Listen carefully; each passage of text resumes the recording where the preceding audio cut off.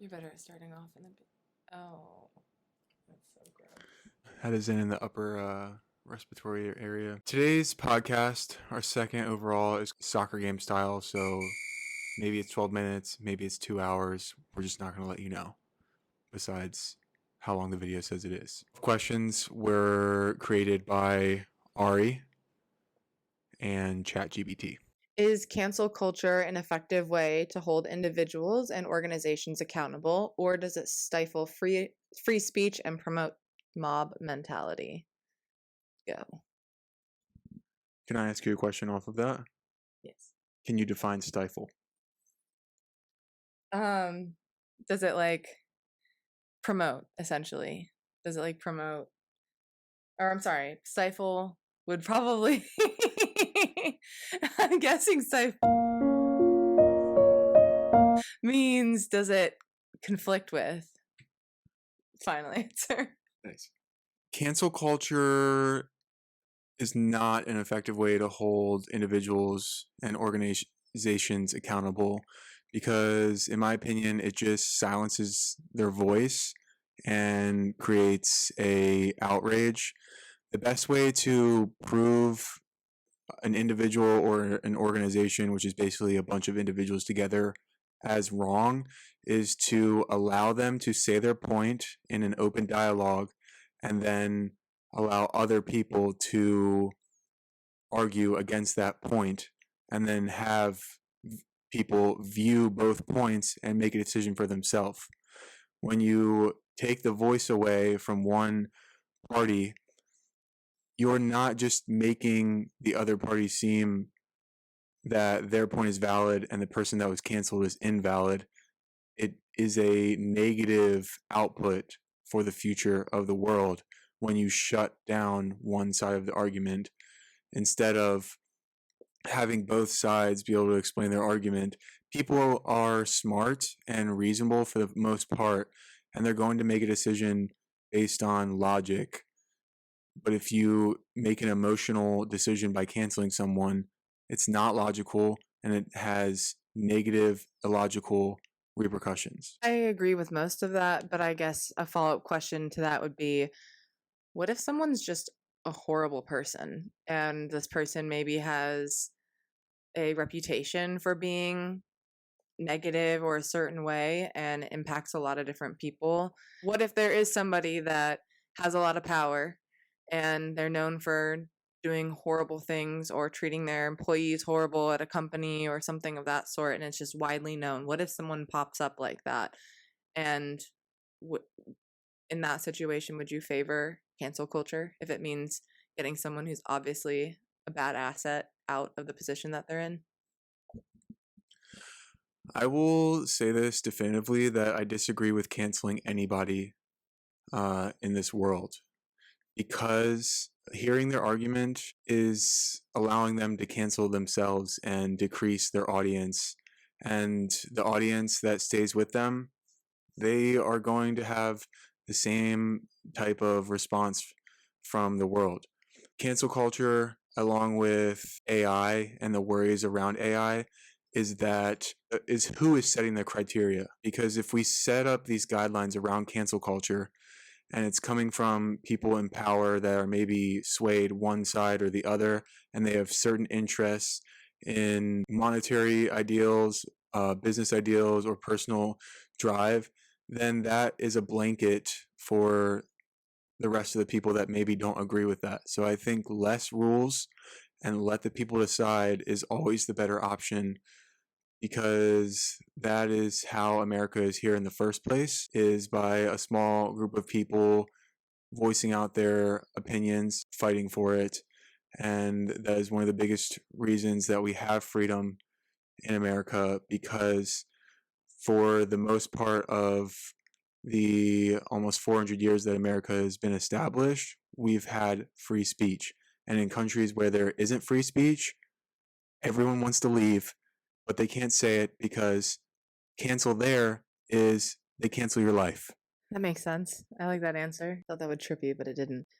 Is the widespread use of facial recognition technology an invasion of privacy or a necessary tool for public safety? I think with most things, As convenience rises, risk also rises. As we move away from cash into credit cards and digital banking, it's a lot easier, but now you have a lot more risk to having it stolen and online scams.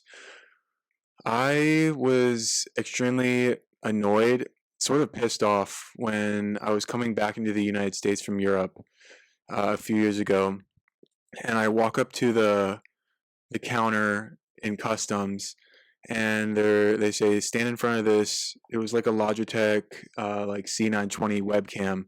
I walk up to it. Don't give them any information about myself. Don't say my name or anything. I just stand up in front of this camera and stare at it, and then they're like, "Hello, EJ Donahue, and welcome back to the United States."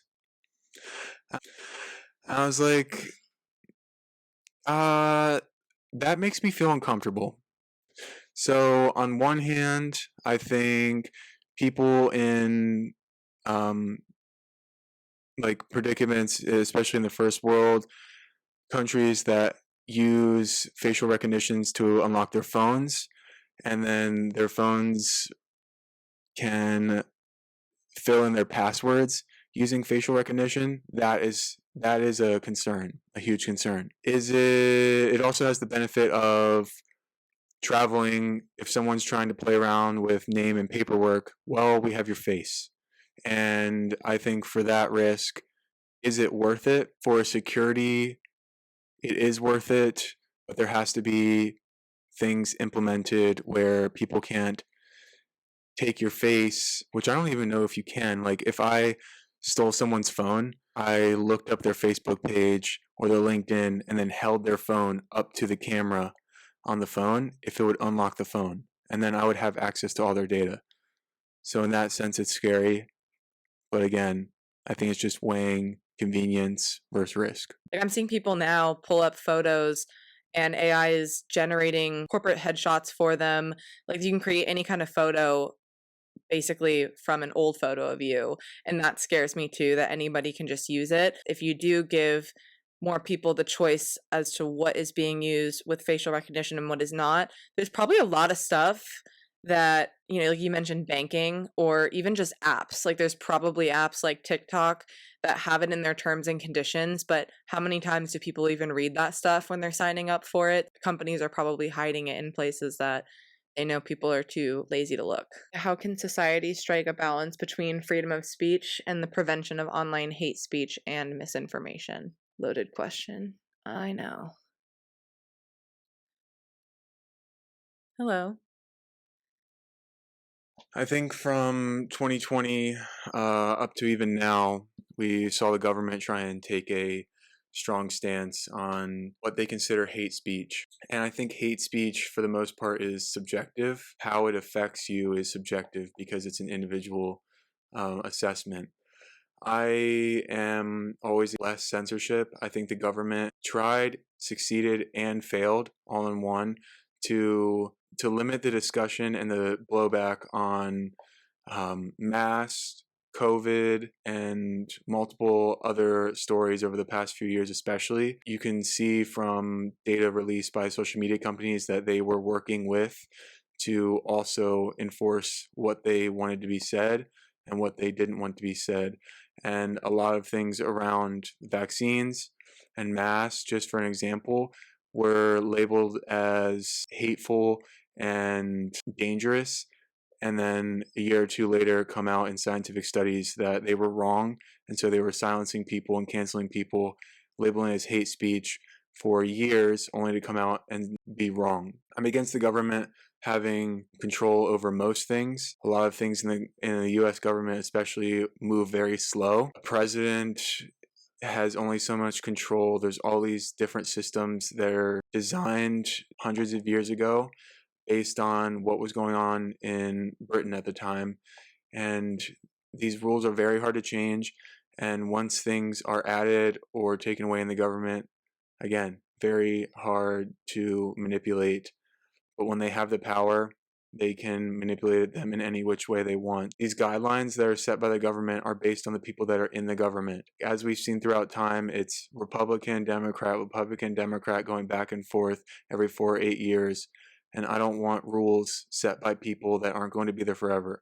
I would rather leave as much freedom and opportunity to the American people, and they will decide what is best.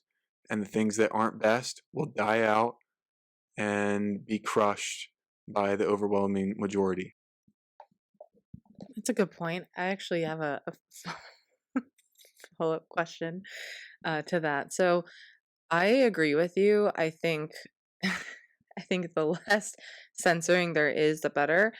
Do you think that if the majority of our news outlets was more freelance writers, like as opposed to like your big brand names of newspapers, news stations, do you think it would be, do you think the public would accept public news and more if the writers and the people publicizing these things were all more independent as opposed to being affiliated with a certain station that has clear views in one direction and pushes, their personal agenda? CNN is dying, Fox News is dying, Twitter, Substack, Rumble, all these other places that have independent writers are thriving and continue to thrive because people realize, especially over the past few years, that everything coming out of these big media sources is scripted, and the people that saying it either are full of crap or they're getting paid to not voice their opinion and say whatever the bull crap that they're being scripted to say. And the American public, for the most part, disagrees with it, and it's showing out in the numbers because less viewership, and the viewership is going to the individual people like Tucker Carlson, other two people that left that are on breaking points, Sagar and Crystal, that both left CNN and Fox News because they don't believe what the corporation is telling them to say, and so they leave. And it shows in the viewership that all these major news sources are dying out, and podcasts are growing at a crazy rate because people want truth, and the truth isn't coming through these big corporations because they have to worry about backlash, and individual creators don't have to worry about backlash because if people like them, they'll follow them. If not, they will unfollow them, block them. That's fine. People give people the options. The places like North Korea, Russia, China that have government controlled news agencies control the people and control the information that the people get. Welcome to America. We're not with that shit. Is the rise of virtual reality and augmented reality blurring the lines between the real and virtual worlds, and what are the consequences of them? I know you're a fan of the virtual reality, so I'm interested to hear his answer on this one. Is virtual reality still a little bit like underdeveloped right now? Like it's like coming out, but it's not. Do you think it's full blown to the point where it's going to cause a lot of problems? I think Instagram is a form of virtual reality. People are showing a certain side of their reality online, and it's usually the positive over the negative, as is widely explained. I think in the future, this will be much more of a problem, and that problem is probably going to come down to actors, as we're seeing with this strike and what they're saying with using their face and voice through AI. Even Bruce Willis, I saw just talking over a deal to release his name and likeness with everything that he said for commercials using AI. I don't know if he signed that or not, but that was a deal. Anyone that is heavy into video gaming and understands technology, the Oculus and the other types of virtual reality headsets are nowhere near close to reality. The gamings will get a lot better. I think once you get to the point of being able to put on a headset and doing tasks or playing games where you physically feel what is going on, that is when it's going to start blurring lines. I don't think we're there yet, and I don't think we're close to being there yet. This discussion of virtual reality, this was being talked about when I was 15, 16. As something that was going to be coming out in the next 5 years, 10 years. Over 10 years has gone by, and we're still nowhere close to being there. It doesn't blur the lines yet, but it definitely could. I feel like we're a lot closer to feeling a virtual reality than we might all think. I think that technology might even be out there already, and they're just not quite as developed to release to the public. But I would agree with you that social media is a form of virtual reality as well. Right now, I feel like social media is creating an idea and a concept, like a precursor to what our reality or virtual reality is going to look like 10 years from now or whatever. So I think that's the scary part is there's already a lot of false news out there, and we already know social media has a strong pull on mental health and just young minds who are viewing things in a certain way when it's blasted all over social media. So I think that's probably what's even scarier is just kind of setting the precursor to what's to come, and almost as if it's a given and there's not going to be any other way in the future. Do you have anything else to say on that? Especially with first world countries, like a lot of our reality is already virtual. Like our phones have our financial, our friends, navigation, travel, all of that is virtual. So our realities, especially since COVID, have even been more virtual. Zoom, online teams, and Google Meetups and Clubhouse, a lot of people working remote, a huge rise in virtual jobs. A lot of people's reality is all virtual. I don't see that going backwards. Reality is going to be more and more virtual. The consequences are going to be felt just like how COVID had people feeling alone, not a true sense of fulfillment, and away from. We are creatures, we're not robots, and we are not meant to be fully encapsulated in virtual. We feel good when we're in the woods, we feel good when we're in the water, we feel good when we're around animals, and that's not going to be able to transfer through a virtual device. There's always going to need balance, but productivity and life enjoyment is better with technology, but there just becomes a balance. When you have this stuff in your face all the time, you need to find a way to get back to homeostasis, and that is being involved in nature, being around other people in a real time, and having shared experiences in person with more factors than whatever your phone is allowing you to do. That's all I have to say on that. I agree. I think that kind of goes a little hand in hand with what we talked about yesterday. There is a company that I was following the CEO on LinkedIn for a while, and I saw that they were one of the first companies to create a virtual office where they were literally avatars of each person and their office and what it looked like. When you do that, it goes beyond just remote work because technology is, in a way, limited when you do that. So there's less predictable interactions, like normal things day to day that would be qualified as like an unknown, like an interaction with a coworker or something happening outside. It could be something so small, but as human beings, that's why we thrive in places like nature. We're in touch with the earth, and there's a lot more unknown going around us. Even if we're take the same hike every day, you're still feeling that feeling because there's so much around you that is not controllable on your end. Getting put in a box, have an avatar created for me to walk around my virtual office, I feel like would just drive me cuckoo. That would just minimize my experience. It's way different than remote work, virtual reality in a virtual office. It's crazy. They're trying to take what you get out of real life and put it into a virtual setting, and it doesn't work. That's not what people want. Humans are not robots, and we can sense the BS, and that is BS, and no one wants it.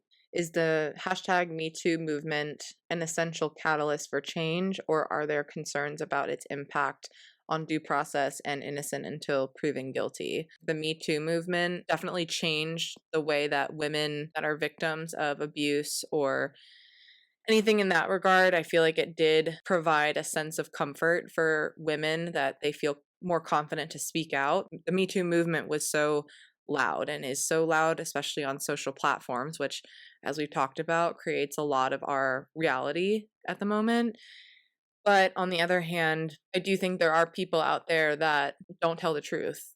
Like, I'm not saying it in every case, but I think there are cases where there are crazy people out there. I'm not talking about your standard good head on your shoulders person who really is using that movement to help create positive change, but there are people out there that do want to screw other people over or bend the truth just for more personal gain, whatever that looks like. It's kind of ridiculous to just flat out say, no, there's no concerns with that. But I do think has been a huge positive impact on women for the sake of, I can speak out. It became more normalized after that, like speaking out against what happened to you. So in that sense, I think it was a huge plus for women, but I think there's always concerns with things like that, especially when it's on such a public forum. There is multiple generations in multiple hierarchies of businesses and life in general, and they were grown up with different standards, and those standards are always changing. And I think it's important to set the precedent that women are not objects and that they are not lesser of a gender.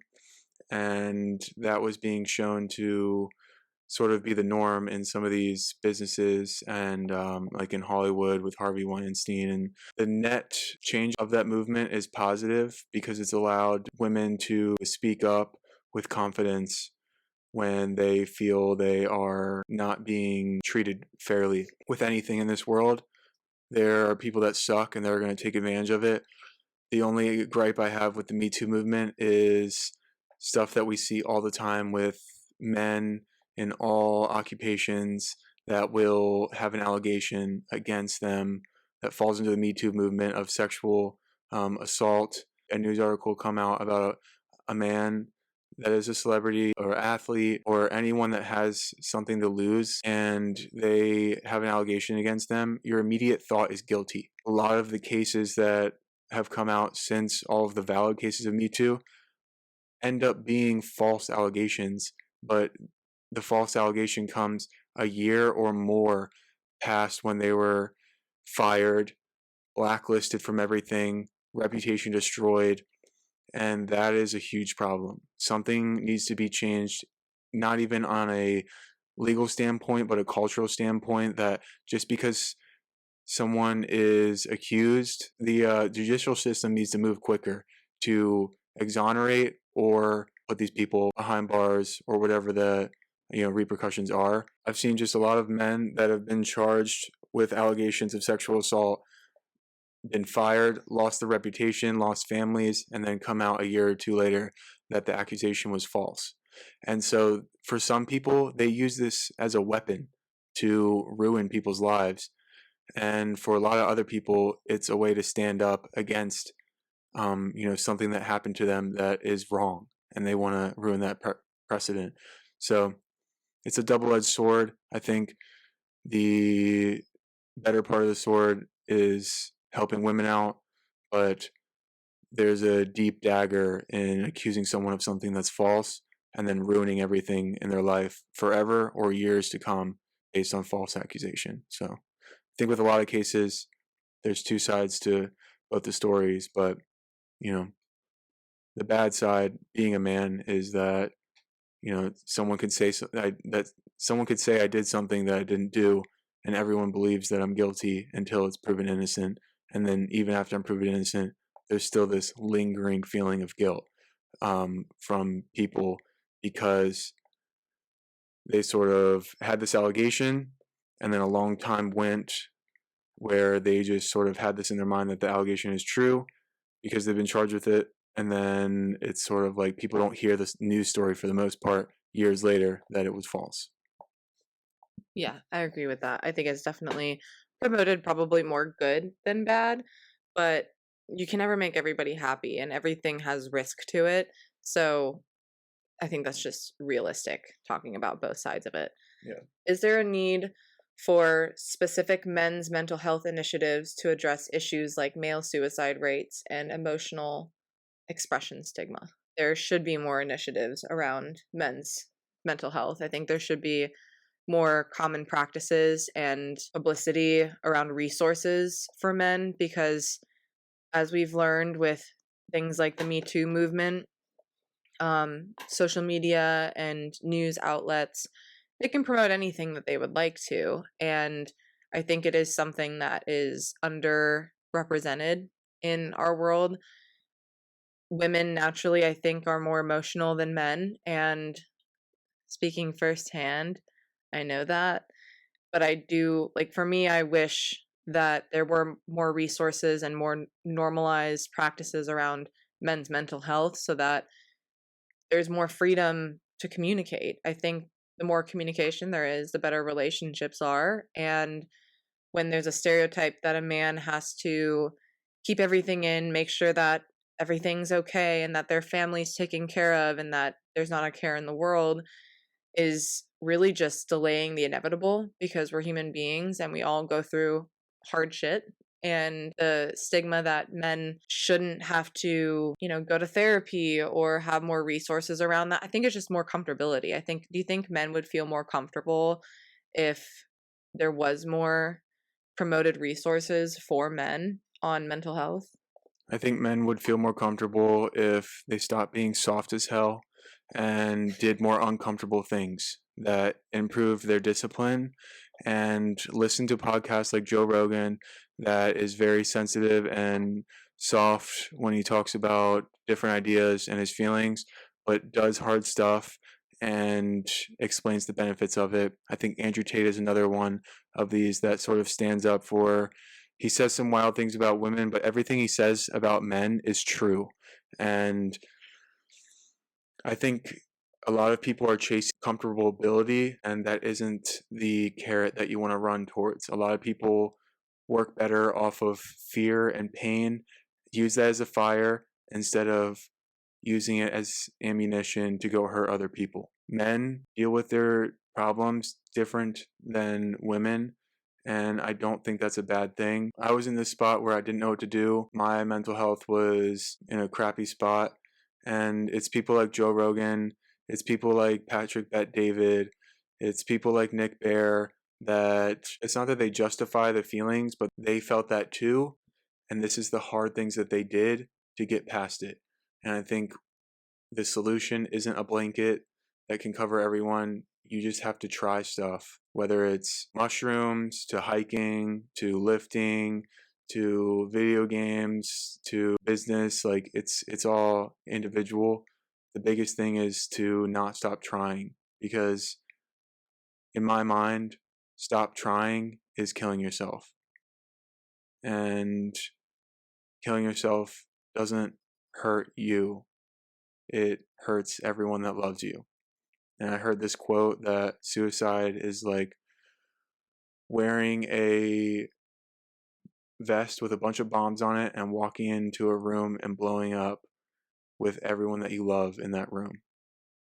And I heard that quote when I was in a dark place, and it really made me conceptualize what I care about in life and what I don't. And I think sometimes people are just too stressed out in their heads and they just need to go take a walk. That's all I gotta say about that. I like that. I know that you pretty much, like, your entire transformation over the last, really since I've known you, everything has skyrocketed in a positive direction once you started listening to those people and feeling a sense of community because you didn't feel so alone. But so I agree with that. But as far as like specific initiatives for men, like, what do you think would push the majority of men to go do that and start finding those people that they can relate to? And like, it's easy to just say like, well, go do this, but what type of initiatives do you think would help to reach a larger population of men, to drive them in that direction? So when I was in a bad place mentally, I didn't know how to fix it. But like I said, I was listening to Joe Rogan and some of these other people. And the key theme with all these other people that I listen to is that they all exercise. And I was, an athlete, but, it was very sports specific and added a lot of stress. It wasn't just walking or strength training. So my mindset was, if I can't fix myself mentally, there's scientific proven facts that cardiovascular, like walking, zone 2 level cardio, has a impact on your brain. The way you look or the way you feel both intertwine. Just try and turn your mind off and work on your body and move your body physically, and the mind will come. I know that's what happened with me. My mind was in a crap place. I just started moving my body every day, turning my mind off.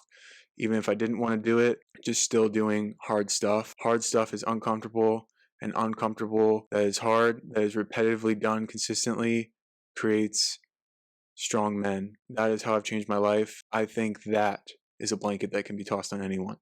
Doing hard stuff, and even if you don't achieve it, trying as hard as you can too will get you out of a lot of dark places. I love that. I think I picked this up a lot from you, but I agree. Doing hard things and actually like making whether a list or just choosing a couple things or one thing that you can do every day that is an attainable hard thing. Because there's a lot of really hard things out there, like starting a company, going off and doing your own thing, but there's so many bite-sized hard things that you can do that will help build your endurance mentally. A minute in a cold shower, and that was something that I knew was really hard to do. Like nobody likes to, well, maybe there are people that like to take a cold shower. I don't. I would prefer my showers warm, but I knew that I could do it if I wanted to. It was something that not a lot of people do, and I found pride in myself when I was able to complete it. There were some mornings where I skipped it because I just thought it was too hard, and then the next day I'd wake up and think it's absolutely ridiculous that I thought I couldn't do that because I absolutely could have. There was nothing that but to gain from that because I would step out and it was almost like my body understood the high level of anxiety, like the similar feeling of anxiety was what the cold shower brought me. And then the rest of the day, like my body would just kind of regulate on its own because if I could overcome a high level of stress that early in the morning before I started my job, which was very stressful, um, on its own, my body started to recognize that and started to kind of neutralize itself. So I like that. Find the bite-sized pieces.